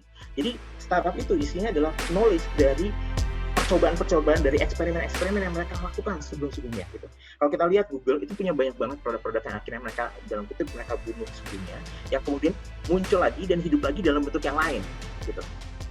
Nah, proses ini yang sebetulnya sangat kentara dan sangat kuat di beberapa startup yang kalau teman-teman bisa lihat itu besar sekarang. Kenapa? Karena mereka melakukan banyak sekali eksperimen yang kecil-kecil mereka lakukan gitu untuk memvalidasi beberapa hal, asumsi-asumsi yang mereka punya, yang kemudian nanti berwujud menjadi produk, yang berwujud menjadi fitur, yang berwujud menjadi layanan gitu, service, bahkan mungkin berwujud dalam bentuk pricing, cara pembayaran, bisnis model gitu. Dan semua asumsi-asumsi itu tuh nggak terjadi dalam satu kali jebret diluncurin, tapi kalian bisa lihat itu prosesnya tuh evolving gitu. Dan itu yang sebetulnya terjadi. Jadi proses eksperimen kecil itu yang terjadi selama proses produk itu kemudian berkembang dan menjadi major. Nah, dengan kita akhirnya belajar, kayak tadi saya bilang bahwa di pertama kali, kalau kita ngelakuin itu dalam satu kali waktu, misalnya kita pengen 1 tahun, dalam tahun depan Juli 2021 itu kemudian kita ngeluncurin produk, itu kita melakukan satu hal dalam waktu effort dan investment yang sangat besar, gitu, dan menaruh semua telur kita di satu tempat gitu, di satu keranjang. Kalau itu gagal, kita nggak punya kesempatan lain. Tapi bayangkan kalau misalnya telur tadi itu dibagi, kita cobain deh 3 bulan pertama, efektif apa enggak? Oh, kalau pecah nggak apa-apa, gue masih ada satu keranjang lagi. Cobain lagi. Oh, yang telur ini ternyata menetas. Oke, bagus gitu. Nanti cobain lagi. Nah, proses itu yang sebetulnya pengen dilakukan. Nah, mungkin kalau sekarang saya pengen lebih banyak ngomongin tentang prinsipnya. Apa sih, kenapa kita perlu ngelakuin itu? Gitu. Kita perlu ngelakuin lean startup itu karena gini, pada saat ini salah satu kendala yang saya sering alami juga waktu saya ngerjain project atau saya ngebantuin klien itu, dengan proses ini kita bisa mempercepat produknya jadi, walaupun mungkin nggak sempurna. Jadi produk yang dibuat dalam 1 tahun sama produk yang dibuat 3 bulan itu ini bukan satu tongkat ajaib yang kalau saya bilang pakai lean startup itu pasti jadi. Enggak, 3 bulan kualitas produk 3 bulan sama kualitas produk 1 tahun itu jelas berbeda gitu. Bisa nyampe setengahnya aja bagus gitu, seperempatnya aja bagus gitu. Nah itu pasti berbeda ya. Nah jadi teman-teman perlu ngeset ekspektasinya bahwa itu akan mendapatkan dengan features yang lebih sederhana, lebih gampang. Tapi dengan teman-teman bergerak, teman-teman tuh bisa punya sesuatu yang jelas gitu, tanpa harus punya data yang lengkap. Coba bayangkan, untuk investment, kalau misalnya butuh 1 tahun, mungkin budgetnya 2 miliar. Nah, untuk investment 2 miliar, kira-kira research apa yang dibutuhkan, data yang apa yang dibutuhkan, justifikasi apa yang harus diomongin ke manajer atau ke investor, iya nggak? Gede banget. Beda dibanding kalau cuma 3 bulan. Mungkin 3 bulan budgetnya akan jauh lebih berkurang dibanding 2 miliar misalnya. Mungkin cuma berapa ratus juta. Kalau modal sendiri, kalau untuk bikin produk 1 tahun, mungkin butuh ngaruh kocek kantong mungkin sekitar 100-200 juta gitu. Tapi untuk produk 3 bulan, ya mungkin bisa dikerjain sendiri, digabungin sama beberapa teman, mungkin duitnya jauh lebih berkurang. Dengan hal itu kita akan bisa menghindari keraguan-raguan bahwa ini sudah dijustifikasi belum, ini udah pasti belum, udah valid belum. Yang jelas-jelas saya bilang tadi bahwa hasil riset dan analisis itu tidak menjamin bahwa produk itu akan berhasil gitu. Nah, dengan kompromi bilang bahwa, oke, gue nggak tahu data semuanya, tapi kita mengambil tindakan dan kita coba, itu akan membuat akhirnya kita akan bisa membuat produk, dan yang paling pasti kita bisa mengujikan ke segmen market kita, ke customer market kita, untuk kita kemudian dapat feedback, learning, sehingga pada ujungnya kita akan bisa ke market dengan lebih cepat. Dan kita nggak tahu, mungkin dalam 4 kali siklus yang 3 bulan, sebelum siklus 4 kali itu terjadi, kita udah punya produk yang mungkin orang sudah mau bayar gitu. Nah, hal ini juga bisa ngebantu, kan kalau misalnya teman-teman di sini bikin startup, itu kan nggak kerja sendiri kan, kemungkinan akan kerja dengan beberapa orang gitu. Nah, biasanya orang-orang tuh punya pendapat yang beda-beda. Iya, nggak usah gitulah. Sama mungkin yang udah punya pacar atau punya istri kan itu nggak sama kan. Bayangin kalau dengan partner yang itu duitnya ada di situ, itu bisa gontok-gontokan itu, bisa berantem. Nah, itu salah satu hal yang paling gampang untuk itu. Yaudah kita coba aja. Data menunjukkan apa? Data dengan cara, yaudah kita saja. Nah, kita akan bisa membuat keputusan-keputusan cepat dengan melakukan tadi eksperimen terbatas. Hal-hal lain apa sih gitu? Dengan ini kita bisa ini tadi udah dibahas juga, ini mengkomunikasikan konsep ide yang lebih efektif. Dan kalau misalnya ternyata itu nggak efektif, kita bisa melakukan pivot dengan cepat. Ini sedikit ya, kalau saya boleh, ini waktunya paling cuma 3 menit. Kalau mungkin teman-teman ada yang belum pernah lihat, karena ini produk yang lama, saya coba share sedikit. Oh, sorry. Saya mati dulu. Ini saya share sedikit cerita tentang... coba. Oke. Kok dia nggak mau? Oke.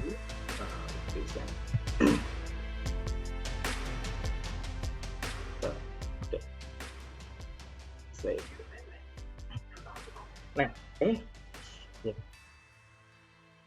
ini cerita tentang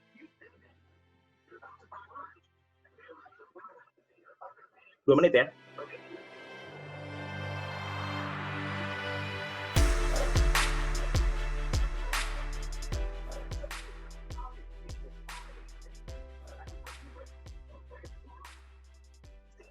Suaranya nggak dengar, Pak Gitong. Oke. Sorry. Kurang keras suara videonya ya. Oke, saya coba ini ya. Open link. Mending buka langsung aja di linknya. Oke. Share. Suaranya kedengaran? Masih kecil. Oke. Atau dibesarin mic-nya. Ya. Wah.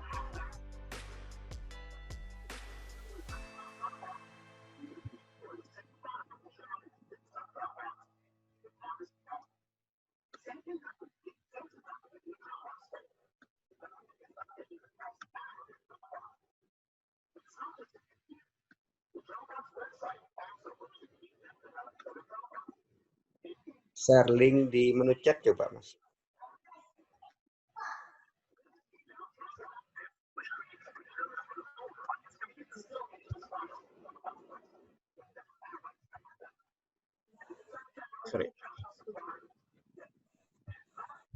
Sorry, saya ulang ya.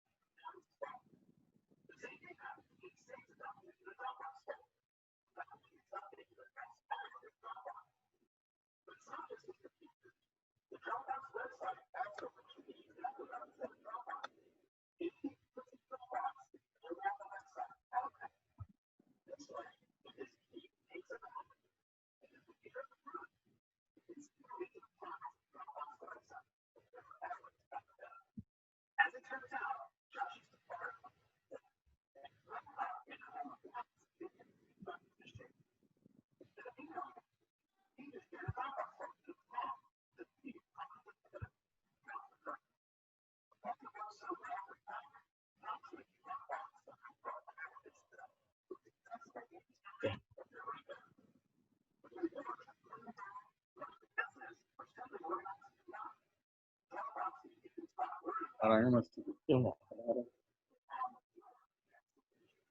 Oke.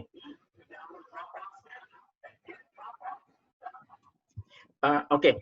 Sorry kalau misalnya tadi ada yang beberapa yang masih teman-teman nggak sempat dengar. Kalau tadi saya sempat boleh sharing, sebetulnya intinya adalah Dropbox yang harganya 8 billion dollar sekarang, itu mulainya dari mereka cuma bikin video kayak gitu, yang teman-teman bisa nanti bisa cek di mana freelancer.com atau di mana gitu ya. Itu tuh harganya berapa sih untuk bikin kayak gitu? Dia bikin satu website, terus habis itu kasih landing page sama kasih email. Siapa yang tertarik silakan masukkan. Gitu. Dia pasang iklan gitu ya. Kalau kita misalnya bisa pakai Instagram atau pakai apa, dan dia terus habis itu dia bilang bahwa gue pengen ada misalnya 1.000 orang, waktu itu dia bilang berapa ribu orang yang daftar, terus habis itu dari situ dia bawa itu ke investor, bilang bahwa dengan konsep ini ada ribuan orang yang mau gitu. Dan itu yang menurut saya itu salah satu hal yang contoh ekstrimnya untuk orang bisa ngelakuin prototyping dengan cara yang seperti itu. Itu bahkan nggak butuh kode. Itu nggak butuh kode sama sekali. Kalau teman-teman tadi bikin pakai gunting kertas terus habis itu pakai kamera ditempelin, itu bisa dikerjain kayak gitu. Itu gampang banget. Gitu. Jadi kalau ditanya teman-teman nanya bahwa apa caranya untuk membuat startup yang efektif gitu ya, kalau menurut saya tadi aksi gitu. Aksi deh, lakuin sesuatu gitu. Salah satu hal yang paling pasti adalah kalau misalnya teman-teman ngerasa bahwa ide gue tuh berharga banget, ide gue tuh itu banget. Kalau saya bilang bahwa ide itu murah, ide yang tervalidasi yang mahal gitu. Karena memvalidasi itu butuh effort, butuh biaya. Dan dengan kayak gitu, nanti teman-teman bisa bilang bahwa ini ide udah gue validasi dan sudah ada sekian orang nih yang pengen, sekian orang yang sudah dalam kutip setuju atau mau. Bahkan kalau dia bilang, ini gue udah mau terima duit nih, tadi cuman gue bilang nggak bisa karena barangnya belum jadi gitu. Itu adalah contoh bahwa ide yang berharga itu kan itu, ide yang sudah tervalidasi. Gitu. Nah, hal-hal itu adalah manfaat-manfaat kenapa saya sebagai salah satu orang yang kayak membela banget bahwa Lean Startup adalah proses yang efektif untuk teman-teman menghadapi masa yang tidak jelas ini, tidak tentu ini. Nah, proses kayak tadi, build eksperimen bisa macam-macam, dari one-liner, bisa video kayak tadi. Even kalau misalnya teman-teman punya keahlian yang lain, bisa pakai Google Sites gitu, atau pakai website-website yang sekarang banyak banget untuk dibikin. Bahkan kalau untuk beberapa teman-teman, mereka tuh bahkan langsung Instagram aja, mereka cuma pakai poster, habis itu pakai desain yang mereka buat sendiri gitu, terus habis itu mereka posting ide apa yang mereka mau jual di situ. Dan sekarang banyak banget teman-teman yang bisa ngejual tentang layanan-layanan mereka, entah kayak konsultasi, atau kemampuan mereka untuk fotografi, atau apa, itu bisa ditawarin dengan mudah. Yang which is itu build dulu, dicek. Belum tentu itu efektif, tapi dicek deh, ada nggak gitu. Kalau kita ngeliat sekarang banyak banget teman-teman yang punya Instagram, misalnya tawarin bahwa ya gue sotoy aja ya, tawarin bahwa gue bisa ngebantuin foto lo jadi cantik dengan ini misalnya kayak gitu, atau gue bisa bantuin bawa foto tanaman lo cantik, lo butuh nggak layanan gue? Kita nggak pernah tahu, tapi who knows, dengan kita coba itu, kalau dites ke beberapa orang, ada nggak yang tertarik? Yang berikutnya yang nggak boleh lupa adalah mengukur, untuk memastikan apakah ide itu efektif apa enggak. Dengan memastikan bahwa, dengan mengukur secara disiplin, kita nyebut disiplin ya, rigor atau saklek, itu membuat kita bisa pasti, nggak hidup dengan vanity metrics, atau kayak, apa ya, kayak satu ukuran yang kita cuman, karena, kita bilang bahwa ini produknya bagus. Coba saya nanya deh, seberapa banyak teman-teman di sini yang punya ide dan ngerasa idenya tuh paling bagus dan paling keren gitu. Pertanyaannya adalah, udah pernah diuji belum idenya? Gitu. Atau teman-teman terlalu takut untuk menguji ide? Takut dicolong? Atau takut orang-orang ternyata bilang nggak sebagus itu? Gitu. Karena menurutku, ini adalah salah satu hal yang perlu dihadapi oleh semua startup atau event pengusaha. Itu adalah kenyataan bahwa Anda bisa ditolak. Bahkan sering. Gitu. Ya, gagal, ditolak, itu adalah satu realitas yang harus dihadapi. Gitu. Dan mengukur untuk seberapa berhasil, itu salah satu critical point yang perlu dilakukan. Karena dengan itu, kita bisa tahu arah mana yang kita lakukan. Apakah kita akan melanjutkan, atau kemudian kita akan mengambil arah sebaliknya. Terakhir yang itu, kita belajar. Apapun hasilnya, mau dia berhasil apa enggak, itu selalu ada pelajarannya. Kalau berhasil, bagus. Kita tahu bahwa itu kita bisa lanjutkan lagi. Gitu. Bagus. Kenapa? Karena kita happy. Gitu. Bagus. Karena kita udah tahu mendekati ke arah sana. Tapi, kalaupun gagal, itu nggak masalah. Kenapa? Karena pembelajaran itu kita tahu. Kita sudah membayar 1 dari 10.000 kalau misalnya dari si Thomas Alva Edison itu lakukan. Kan kalau tadi 10.000 itu nggak dibayar, Thomas Alva Edison nggak akan nemuin lampu ini gitu. Dan mungkin kita akan hidup dengan kegelapan gitu. Nah, tapi dia membayar 1, 2, 3, 4 dan kegagalan itu adalah hal yang harus dibayar untuk mencapai keberhasilan itu. Nah, kira-kira itu sih prosesnya. Nah, saya sedikit mau terakhir 2 menit terakhir untuk studi kasus nyata. Tadi saya udah sharing tentang Dropbox gitu ya. Tahun 2008 dia mulai dengan satu Red Ocean, banyak banget yang udah, mungkin teman-teman di sini udah banyak banget yang pakai Google Drive apa. Tapi waktu mereka mulai tahun 2008, ini adalah ide yang revolusioner. Walaupun sebetulnya saingannya banyak, tapi mereka bisa masuk dengan lebih cepat. Dan pertanyaannya adalah gini, ada nggak sih solusi-solusi yang sekarang udah ada, tapi sekarang udah ada tuh, udah banyak nih solusi-solusinya. Udah banyak yang bikin online platform, udah yang banyak chatting, sosial media, tapi kita bisa lihat deh, sosial media yang akhirnya ke sini, bukan sosial media pertama yang ada tuh Friendster, MySpace, gitu. Tapi yang pertama Facebook, bahkan sekarang ada Instagram yang take over, gitu. Nah, itu tuh yang selalu ada kesempatan untuk teman-teman bisa punya kesempatan untuk menyalip, gitu. Kalau misalnya tadi bisa melakukan dan mengetahui apa sebenarnya dibutuhin customer, dan memvalidasi apa sebetulnya masalah mereka yang kemudian mensolusikan jadi masalah. Nah, ini juga, ini Talent Hub, itu adalah salah satu hal yang kami buat sebelumnya, ini yang disebut assessment platform, yang kemudian kita cobain, ternyata setelah kita buat itu udah dipakai sama beberapa customer ternyata yang dipakai terlalu sedikit jadi nggak laku, dan akhirnya kita harus pivot ke Talentika gitu. Talentika pun sebetulnya itu bukan proses yang sekali jadi, kita ngelakuinnya ini yang terakhir yang produk kita jadi mungkin udah idea pivot yang keempat atau kelima gitu, dan itu adalah bukan pivot yang terakhir, kita pivot artinya kita ngerubah gitu. Ide-ide ini dari pertama marketplace assessment, kemudian dari integrasi assessment dan job person match, itu sebenarnya proses yang evolusi terus gitu. Nah itu yang sebetulnya kita bilang bahwa kita nggak ngebuat satu produk nge-develop di gua 2 tahun terus keluar, tapi kita kerjain dalam 3 bulan, kita deploy, kita launch ke customer. Habis itu kita develop lagi, kita launch lagi. Dan kuping ini panas banget. Kenapa? Karena selalu dapat feedback gitu. Selalu bilang, ini kenapa gini, ini kenapa jelek, kenapa gini. Ya udah, terima aja. Kenapa? Karena itu adalah bagian yang harus diterima untuk kita bisa belajar gitu. Nah, kira-kira sekian dari saya. Ya, saya bisa sharing. Mungkin saya nggak terlalu banyak ngomong dari sisi teknis, tapi kira-kira itu yang saya pengen sharing ke teman-teman tentang bagaimana Talentika bisa ke sini, dan itu bukan suatu yang terjadi dalam satu malam, kira-kira gitu. Yap. Itu ya Mas Bembi ya. Luar biasa. Nah, teman-teman sekalian, ini Mas Gitong adalah founder dari perusahaan startup Talentika. Anda bisa visit websitenya, dan kalau ini software yang saya sudah lihat, dan saya akrab dengan Mas Fian. Saya belum ketemu aja sama Mas Gitong. Mas Gitong main ke kantor ya. Boleh Mas, nanti kapan-kapan. Nah, ini mungkin sesi berikutnya saya balikin atau ini masih diskusi ya Mas ya? Saya nggak tahu. Kita langsung tanya jawab aja ya. Tanya jawab aja, oke. Ini chatting saya kok hilang ya? Bentar, saya tutup dulu. Saya stop share kali ya Mas ya? Oke. Baik, teman-teman sekalian, kita langsung, karena waktunya terbatas ya, saya langsung open mic. Siapa yang bisa open mic? Tiga dulu. Oke. Silakan yang bisa open mic.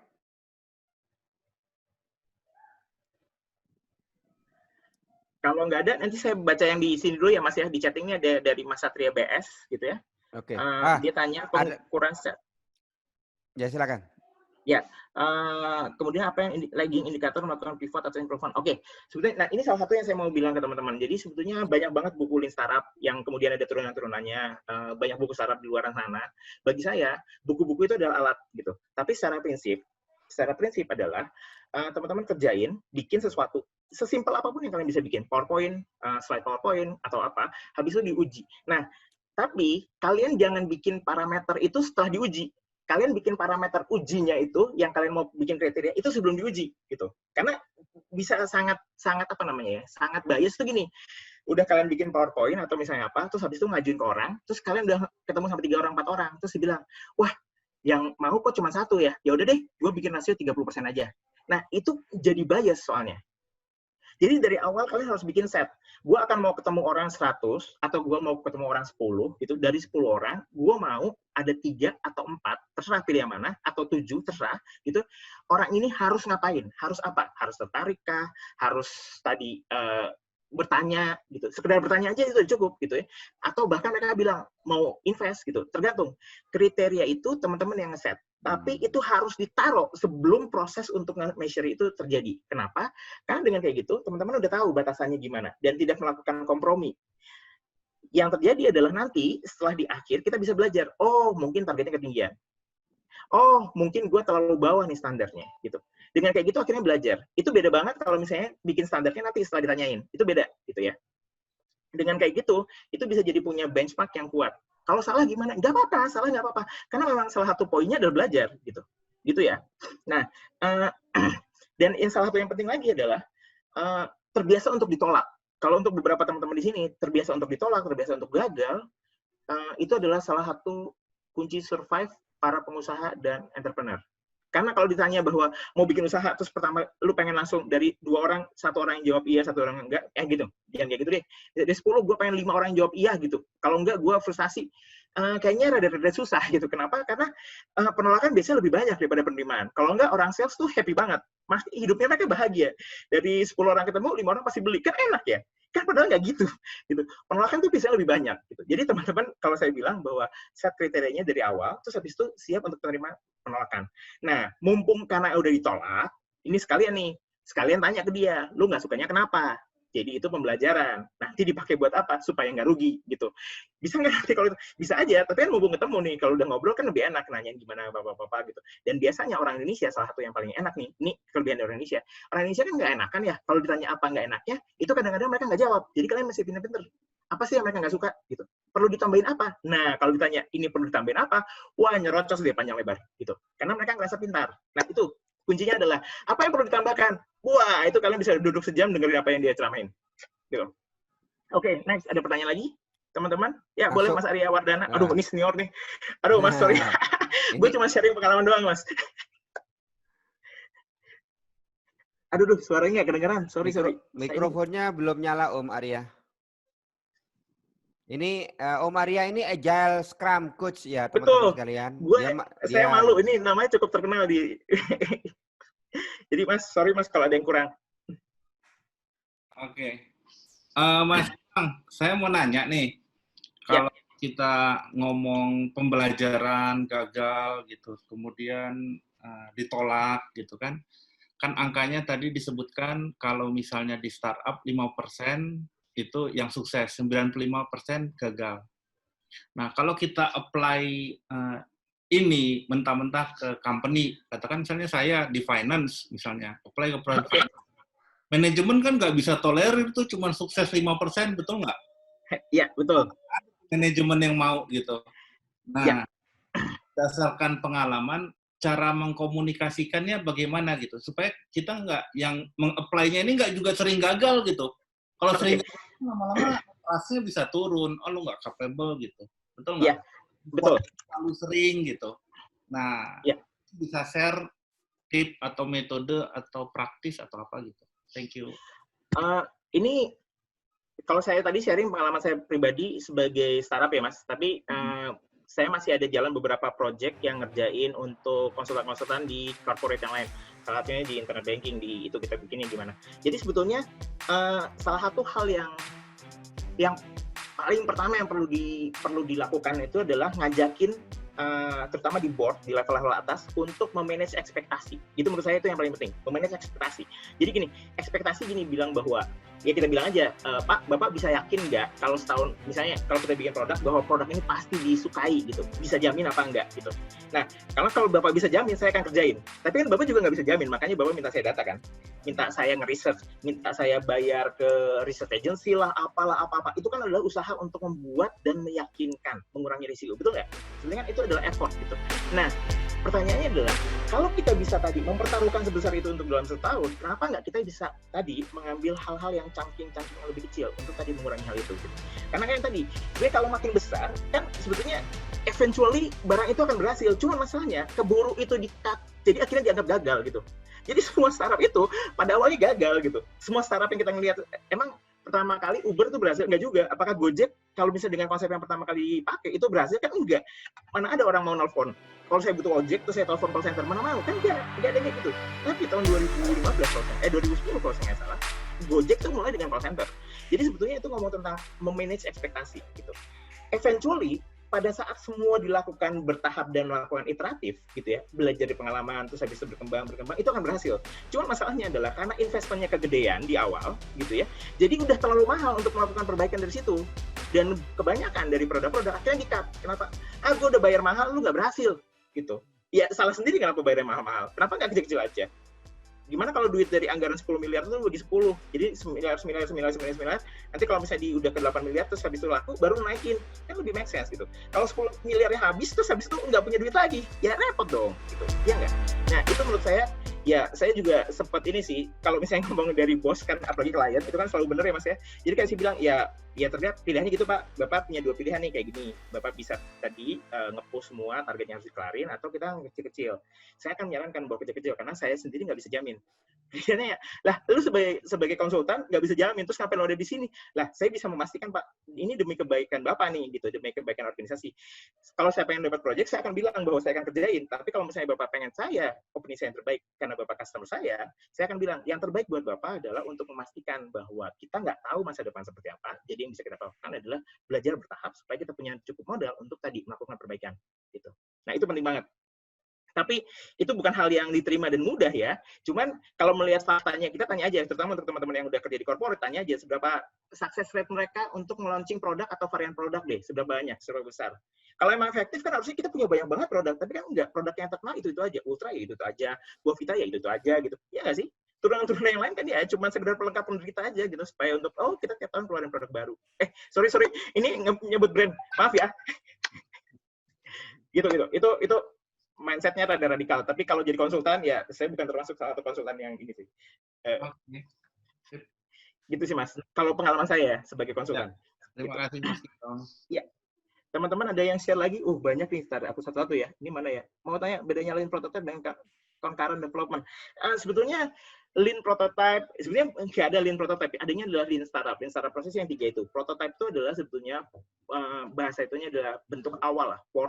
Proto terus sebelum type itu tipe. Jadi sebetulnya bentuk awalnya. Jadi sebetulnya idenya concurrent development sama itu ngomongin bahwa produk itu nggak pernah berhenti. Jadi kalau misalnya teman-teman merasa bahwa bikin startup, pengen ini untuk teman-teman yang konsultan ya, terus habis itu pengen bikin produk, habis itu berharap kalau udah produknya jadi, terus mereka bisa leha-leha dapat duit, itu nggak salah besar. Karena lu nggak berhenti untuk mendevelop produk gitu. Kalau nggak percaya, lihat aja Gojek itu udah berapa kali dia update. Kalau dia nggak update dan nggak ini, dia pasti kalah sama Grab gitu. Ya, jadi concurrent development, concurrent terus jalan terus ya, concurrent development itu continuous development apa itu terjadi terus gitu. Kenapa? Karena kalau lu berhenti, cuma masalah waktu sampai kompetitor lu ngeliat, terus mereka mengcopy atau belajar dari apa yang lu udah buat dan mereka bikin yang lebih bagus. Kenapa? Karena mereka kan belajarnya 2 dari hasil pembelajaran yang lu buat dalam bentuk fitur dan pembelajaran dia sendiri yang lu nggak ngeliat gitu. Habis itu tiba-tiba dia punya fitur yang lebih bagus gitu dan lu telat, ya nggak? Nah kalau lu nggak terus berkembang, itu yang akan membuat akhirnya jadi terhambat dan kalah. Dan kita bisa lihat banyak banget Yahoo kalah, terus habis itu siapa lagi, Microsoft sempat jatuh kalah. Itu karena mereka nggak terus berkembang. Itu untuk dari Ridho Handoko ya. Apa marketplace internal sangat efisien untuk pengujian produk? Apakah marketplace internal? Kalau ini untuk Heri Santoso ya saya jawab. Apakah marketplace internal sangat efisien untuk pengujian produk? Kalau segmen marketmu adalah sesuai dengan internal testing itu efektif. Tapi kalau segmen market lu beda, ya itu nggak efektif, jelas. Jadi lu harus ngetes ke tempat atau ke segmen market yang tepat, gitu. Jadi jangan murah terus habis itu hanya ke teman-teman, menurut kalian bagus nggak gitu. Kalau kayak saya nih, kita ngerjain untuk assessment banyak dipakai di HRD. Di company di Talentika isinya bukan orang-orang HRD, isinya orang-orang IT, gitu. Kalau kita tanyain ke mereka, ya mereka nggak tahu, nggak valid jawaban mereka. Kalau mereka bilang bagus, walaupun mereka bilang bagus, tapi itu nggak valid, gitu. Kalaupun mereka bilang jelek, itu juga sama-sama nggak valid, gitu. Lu harus nanya ke segmen market yang tepat. Dan prototipe itu seperti kerangka kerja Scrum ya, Mas. Scrum itu lebih kayak, ini dari Adam ya, Scrum itu lebih kayak apa? Ini ada Mas Aryawan Wardana kayaknya, Agile Scrum itu sebenarnya kayak lebih ke mindset development ya. Scrum tuh ada Scrum Master, terus habis itu dia punya satu metodologi dan satu protokol untuk ngebuat sesuatu sih. Kalau prototype itu gue lebih kayak konsep gimana secara filosofis bahwa lu membuat satu barang, eksperimen, bentuknya bisa produk, output, apapun, untuk kemudian diujikan dengan segera. Gitu. Jadi prototype itu lebih ke mindset. Ada sesuatu nggak bisa langsung dicobain, ada sesuatu nggak yang bisa lu buat secara wujud nyata, kemudian dicobain. Wujud nyatanya masih bisa macam-macam ya, mulai dari cuman copy text kayak tadi, PowerPoint, poster, even jadi clickable prototype, clickable website, itu macam-macam gitu. Jadi prototype bukan sesuatu yang kayak mungkin teman-teman yang ada di industri manufaktur menganggap yang prototype itu adalah 3D printing apa gitu. Nggak kayak gitu. Tapi lebih kayak mindset, gimana caranya membuat secepat mungkin wujud nyata dari sesuatu yang ada di pikiranmu, sesuatu yang kamu punya asumsikan untuk kemudian diujikan. Itu lebih kayak mindset kalau saya gitu. Terus ada pertanyaan lain? Frugal Innovation. Aduh, Frugal Innovation kayaknya aku belum tahu, Mas. Jadi minta maaf untuk Ahmad Rofi. Aku belum bisa jawab yang ini. Kayaknya udah ya. Sudah selesai pertanyaannya. Yang dari chat kayaknya udah, Mas Wimbi. Oke, siap. Ada lagi? Langsung open mic.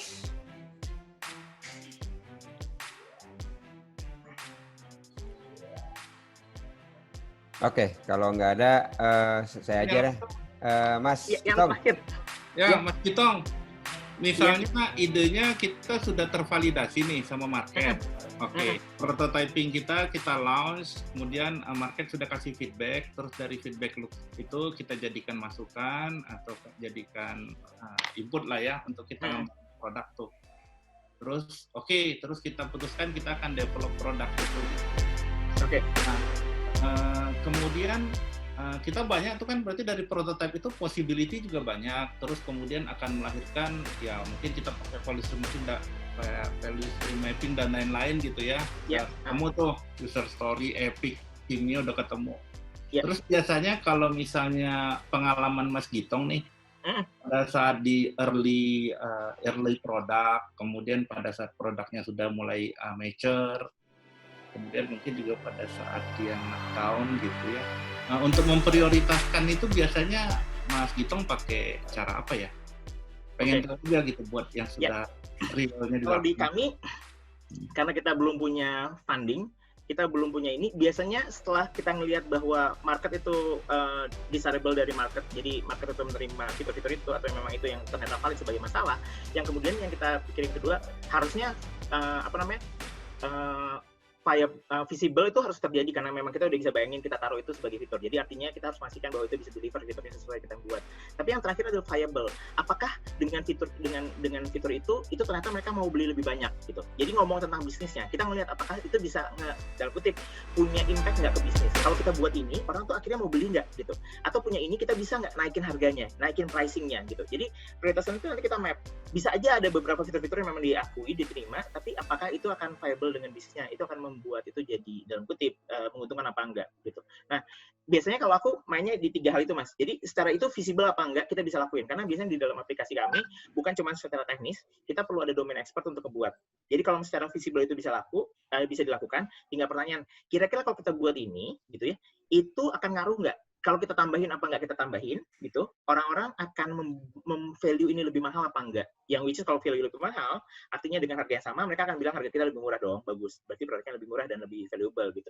Nah, atau kita bisa tap itu sebagai service tambahan ya, which is kita bilang itu. Jadi kita prioritaskan berdasarkan monetary atau dari bisnis modelnya. Jadi nanti level berikutnya dalam tahap ini adalah kayak tadi, ngevalidasi di bisnis model. Kalau kita tambahin fitur ini nih, lo mau bayar lebih nggak gitu misalnya. Atau fitur ini tambahin sebagai bonus, lo mau beli lebih banyak nggak? Nah, kayak gitu Mas. Biasanya kita akan pakai kesana. Ya kan banyak, ada yang pakai Kanu model, ada yang pakai RISE, ada yang pakai cost of delay, kemudian ada pakai banyak metode gitu. Karena kan mostly kayaknya salah satu sebab gitu, saya pernah baca juga, startup itu fail ya pada saat dia sudah mulai ada traksi, begitu dia ngembangin produk, itu dia salah memprioritaskan gitu, salah arah gitu. Nah, itu yang saya pengen tahu berdasarkan pengalaman ini atau dengar itu gimana tuh? Atau kita cukup visible, viable. Jadi viable itu secara duit, yang ini effort, time. Gitu. Yang pasti, jadi udah kita validasi bahwa itu secara market desirable ya. Jadi kita nggak nanya bahwa itu valid apa enggak, gitu ya Mas ya. Ya, jadi nanti kita ini viable tuh artinya secara duit dia akan ngasih punya impact perceiving-nya value yang paling gede apa enggak. Terus visible artinya secara effort tuh paling gede yang mana. Habis itu kita lihat nih, yang paling kecil harusnya ya. Jadi ini visible tuh artinya effort yang paling kecil. Ini effortnya gede, bikin ini effortnya gede, gitu ya. Yang ini dolarnya paling banyak, yang ini dolarnya kecil. Nah, ini asumsinya bahwa barang-barang itu tuh udah dipengenin sama market nih. Fiturnya mana? Nah, fitur A, fitur B, fitur C, fitur D, fitur E. Nah, kita melihat mana yang secara viability, artinya secara duit itu akan kayak tadi di perceive paling gede, paling mahal. Kita akan prioritasin yang itu dulu gitu ya, sama effort. Jadi kita melihat matriksnya gini, simple ini aja gitu. Karena kita punya 3 matriks, viable, desirable, sama visible. Kita ngeliat dari 3 hal itu, asumsinya bahwa itu desirable, ya kita bikin matriks mana yang visible, mana effortnya paling kecil, mana yang returnnya paling gede. Nah, biasanya ini yang tanda tanya tuh biasanya di sini nih. Gitu. Karena itu kan jadi sama, balance nih. Tergantung kalau kita butuh duit, maka yang ini yang kita kejarin. Tapi kalau kita masih punya cash yang banyak, gitu biasanya ini yang kita kejarin. Gitu Mas. Jadi bodoh-bodohan aja. Caranya simple gitu doang. Kenapa? Karena dalam saat yang bersamaan kita tuh harus banyak mutusin effort ya. Sebenarnya kan 2 minggu sekali ya kita selalu ditanya. Ini gue mau story yang mana ini mau kejarin, story yang mana dikejarin. Mana yang kira-kira effortnya bilang bahwa kalau kita bikin ini kayaknya orang akan anggap bahwa itu fiturnya bagus banget dan mereka akan kalau dilihat dari kompetitor, misalnya kita ngeliat tetangga sebelah, mereka punya fitur ini dan harganya jadi gede. Nah, itu kan perceiving value-nya gede kan kesannya. Oh, kalau nggak kita bisa charge baru nih pakai ini. Nah, itu kriteria kita biasanya pakai secara dollar value, mana yang punya value proposition yang paling gede secara monetary. Terus habis itu effortnya kita bandingin, effort yang paling kecil yang mana gitu. Gitu Mas, itu jadi metode yang tadi aku nggak terlalu kenal, tapi itu prinsip kami simple yang karena startup kita banyak banget yang harus diputuskan, jadi terlalu banyak itu jadi ribet cara-caranya gitu. Oke. Gitu ya Mas ya? Dijawab kan ya?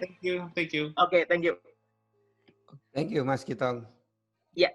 Baik, dari saya penutup lah ya. Nah, ada pertanyaan lagi. Waduh.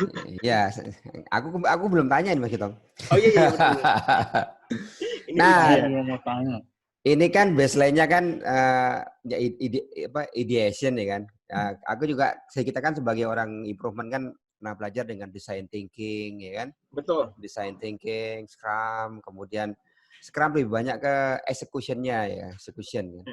Kemudian kalau yang di kalau design thinking kan ideation kan, mengidenya apa gitu kan. Sama munculnya kan design thinking kan juga prototyping kan.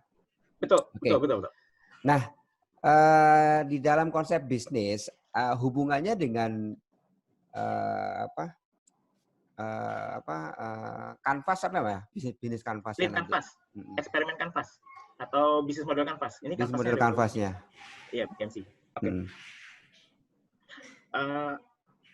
Jadi pertanyaan tadi aku ulang Mas. Jadi apa hubungannya hubungannya ya ideation yang ini yang startup prototyping ini dengan bisnis model kanvasnya Mas Gitong? Oke. Aku belum masuk ke bisnis model kanvas, tapi kalau misalnya aku boleh sharing, sebenarnya konsepnya kayak gini kalau di bisnis model kanvas. Jadi siapa nih? Jadi sebetulnya kalau kita ngelihat dari ideation, sebetulnya kita harus melihat dari apa yang dibutuhkan sama customer, gitu ya. Kita nyebutnya job to be done-nya. Terus habis itu apa pain yang mereka hadapi, pain-nya apa yang mereka nggak suka, apa yang mereka pengenin. Terus habis itu kita harus bikin value proposition yang kita cocok, gitu. Kira-kira kayak gitu. Yep. Ya. Ini namanya value proposition canvas, value proposition design. Nah dari sini kemudian ini baru nanti kita akan bikin ke bisnis model. Gitu, bisnis model itu harusnya ada 7 lupa ini kalau nggak salah gitu ya. Nah gitu. Nah jadi sebetulnya kalau kita bisa memodelkan, kalau kita bisa memvalidasi asumsi-asumsi kita tentang siapa customer kita gitu ya, istilahnya macam-macam, bisa persona, bisa archetype gitu ya. Nah kita bisa tahu sebenarnya segmen market kita siapa aja di sini gitu. Dan kita tahu banget painful mereka apa, ininya apa, sehingga value proposition kita bisa jelas di sini. Oke. Ya, nah proses ini sebetulnya ini proses yang kadang-kadang suka di take it for granted buat orang-orang. Mereka bilang, oh ini solusinya ini, bahkan mereka kadang-kadang udah jump in conclusion dulu ke sini gitu. Padahal yang harus dijawab sebetulnya ini dulu gitu. Di sini ada jobs to be done, terus habis itu painful-nya apa, terus habis itu expected-nya apa gitu. Nah ini sebetulnya salah satu hal yang menurutku orang-orang tuh pengennya langsung ke bisnis model kan keren. Kenapa? Karena di sini ada dolarnya. Gitu. Karena udah ngomong dolar kan enak nih, terus habis itu keren, ngomongnya lengkap, kompresif. Padahal sebetulnya PR utama ngebahas yang ini. Ya, yang di atas itu. Edition itu. Kalau bukunya namanya Value Proposition Designer. Jadi ngerancang value proposition. Gitu. Nah, padahal sebenarnya walaupun bukunya judulnya Value Proposition, tapi sebetulnya harus dibahas dulu adalah customer-nya, si segmen market-nya itu, yang strong-nya di situ. Gitu. Baik. Gitu kira-kira. Baik, terima kasih Mas Gitong karena waktunya sudah setengah 10 lewat, ya kan? Ya. Kita tutup teman-teman sekalian. Iya. Ya. Terima kasih waktunya. Baik, Mas. Terima kasih teman-teman sekalian. Kita malam hari ini kita sudah menyelesaikan tentang Lean Startup. Jadi bagi teman-teman yang mau belajar lebih dalam nanti bagaimana sih memulai bisnis, ya, memulai bisnis supaya Anda tidak menjadi orang yang tangan di bawah terus kan. Gitu ya. Kayak Mas Gitong itu sudah tangannya di atas, ya kan, sudah memberi. Insya Allah Mas. Insya Allah ya kan. Dan di Expert Cup Indonesia saya Bembi mengucapkan terima kasih Mas Gitong. Nah, kita tadi yang registrasi ada sekitar 100-an orang, yang aktualnya tadi ada sekitar di awal tadi ada 95 orang Mas Gitong. Dan sampai dengan akhir ini sudah 76, ya maklum ini malam-malam ya. Kadang juga besok udah kerja lagi, betul. 5 menit selesai. Selesai nih. 5 menit ya. Baik, Mas Fian, ada yang mau disampaikan tentang produk Talentlytica? Mungkin teman-teman ada yang mau visit? Tidak ada? Udah cukup Pak. Oke, siap ya. Baik teman-teman sekalian, kita tutup. Terima kasih Pak Gitong. Assalamualaikum warahmatullahi wabarakatuh. Salam sukses semuanya. Salam. Thank you. Salam. Terima kasih. Terima kasih semuanya.